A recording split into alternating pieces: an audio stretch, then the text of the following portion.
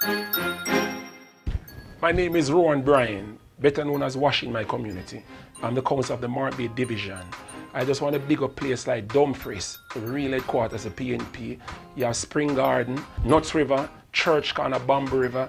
I mean, there's so many places I could name just to see them, you know. I just want to say to my communities out there, just give me a support, continue to give me a support. There's a whole lot of work to be done.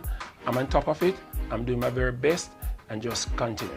For my achievement for the licensed pavilion, which I'd worked so hard on, it was like a baby project for me. And, you know, completed right now.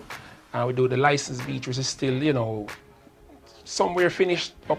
I've done some roads. I mean, the road to the Highbury that takes up to the Mark Bay High School. I do part of a road up in Dumfries also. And there's work being done right now as we speak up by Spring Garden. My plans for the divisions are getting some water, get the NWC to do some more work up in the Spring Garden area, Stanton, up by Akasha there. You know, we're having some serious water problem there. And that's one of my main tasks for the next term, you know.